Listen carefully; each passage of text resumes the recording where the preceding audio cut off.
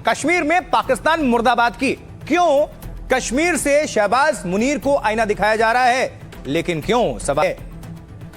इसका कनेक्शन आपको दिखाने जा रहा हूं तस्वीरों के जरिए। कश्मीर में पाकिस्तान मुर्दाबाद। अब समझिए, उधर पाकिस्तान में धमाका हुआ और इधर हिंदुस्तान में नारे लगने लगे। जरा देखिए, कश्मीर में पाकिस्तान मुर्दाबाद के नारे गूंज रहे हैं, घाटी गूंज गई। पाकिस्तान मुर्दाबाद, पाकिस्तान मुर्दाबाद।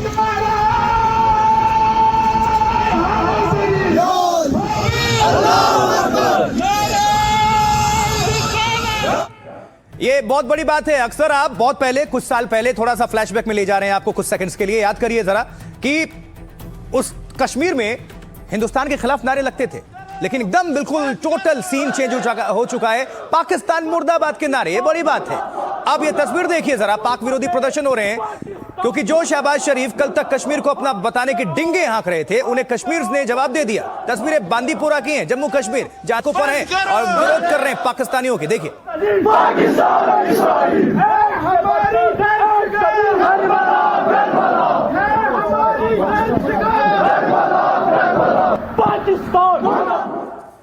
तो किसी ने सोचा था कि कश्मीर में पाकिस्तान मुर्दाबाद के नारे लगेंगे? लग रहे हैं, ये हकीकत है। सुन रहे हैं आप, लोगों में इतना गुस्सा है, भारी आक्रोश है आतंकिस्तान पाकिस्तान के खिलाफ, क्योंकि आतंकियों को पालने वाले मुल्क में ही बड़ा आतंकी हमला हो गया। देखिए, अब आपको एआई वीडियो हम दिखाएंगे, कैसे कल मस्जिद में ब्लास्ट हुआ था, धमाका हुआ था, चिथड़े उड़ गए थे।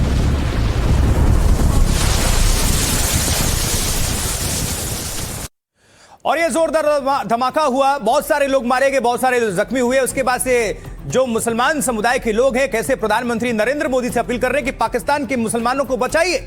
देखिए, धमाके के खिलाफ कश्मीर में कई हिस्सों में प्रदर्शन हुआ है, जोरदार भारी विरोध प्रदर्शन। बांदीपोरा और बारामूला में पाकिस्तान मुर्दाबाद के नारे लगे। कश्मीरियों ने मोदी से शिया समुदाय को बचाने की अपील की है। कहा, पाकिस्तान में शिया मुसलमानों के लिए कुछ करिए। पीओके में भी शहबाज मुनीर के खिलाफ लोग सड़कों पर उतर चुके हैं। पीओके के मुसलमानों ने भी पाकिस्तान मुर्दाबाद की नारेबाजी की है जमकर।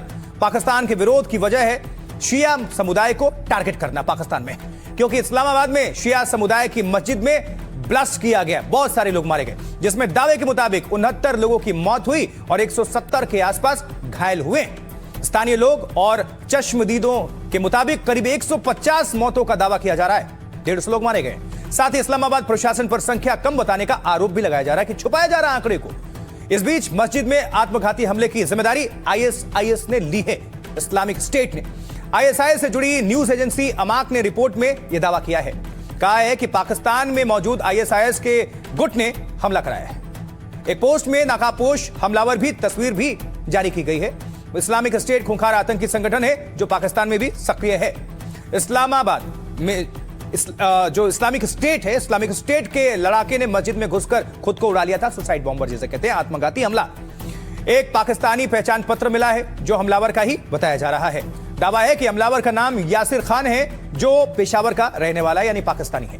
इस मामले में इस्लामाबाद पुलिस ने 3 लोगों को गिरफ्तार किया है। इसमें 2 भाई और 1 महिला शामिल हैं, जिनका हमले से कनेक्शन बताया जा रहा है। मतलब पाकिस्तान में कोई नई बात नहीं है, खुद भी फट जाते हैं और लोगों को उड़ा देते हैं, यही सब चीजें होती हैं।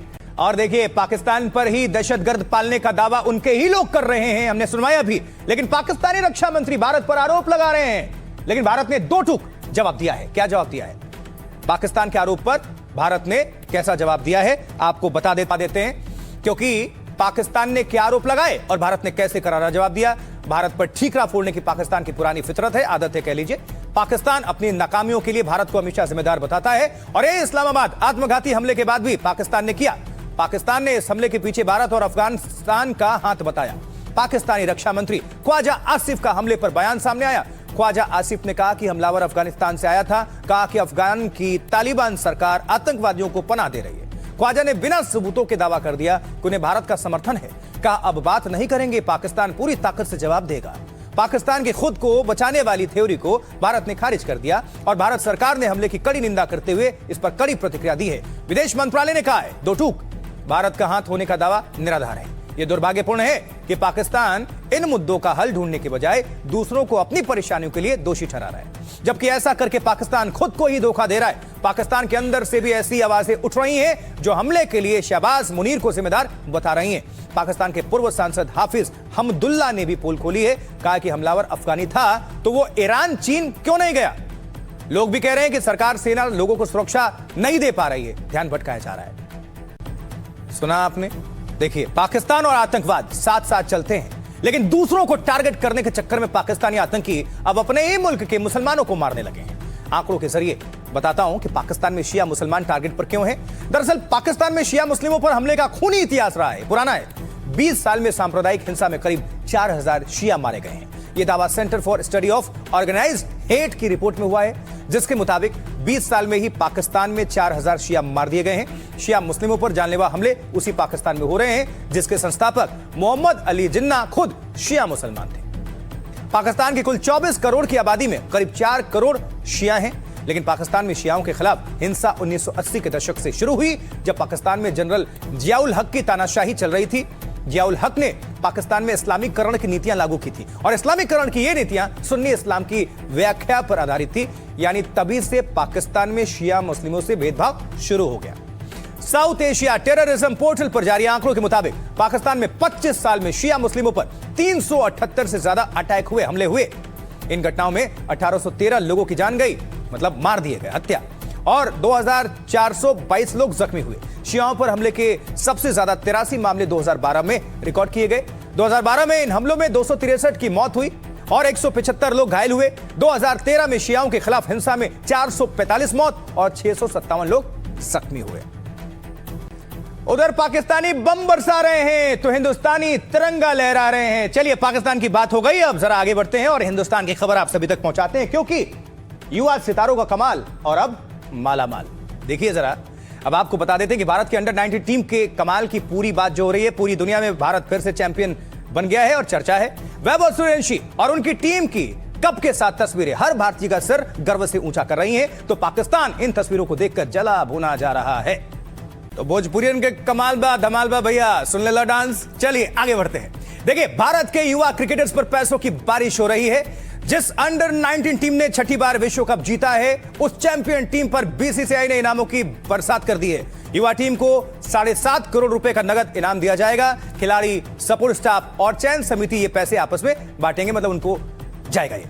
यानी चैंपियन टीम के हर खिलाड़ी को 60 से 70 लाख रुपए मिलेंगे। भारत के युवा सितारों पर पैसों की बारिश देखकर पाकिस्तानी हैरान है।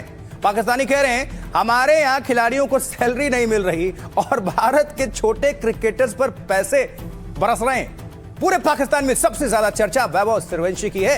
वैभव ने फाइनल में 80 गेंदों में 175 रनों की तूफानी पारी खेल दी। पाकिस्तानी कह रहे हैं कि 14 साल में ही वैभव बड़ा हीरो बन चुका है। हमने तो कभी इतने छोटे क्रिकेटर को ऐसी तबाही मचाते नहीं देखा। मात्र 14 साल में वैभव क्रिकेट से करोड़पति भी बन चुके हैं। वैभव की कुल संपत्ति करीब अभी 4 करोड़ से ज्यादा हो गई है। पहली बार चर्चा में तब आए जब आईपीएल में राजस्थान की ओर से खेले वैभव।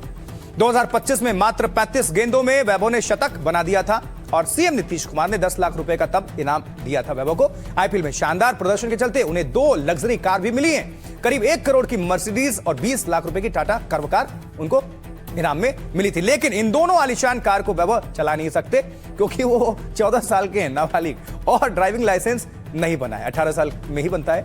वो सिर्फ बल्ला चलाते हैं और बना देते हैं बड़े बड़े रिकॉर्ड। टीम को चैंपियन बनाने के बाद उन पर अब और पैसे बरसेंगे, ये तय है। बिहार सरकार, आईपीएल की राजस्थान टीम उन्हें बड़ा इनाम दे सकती है।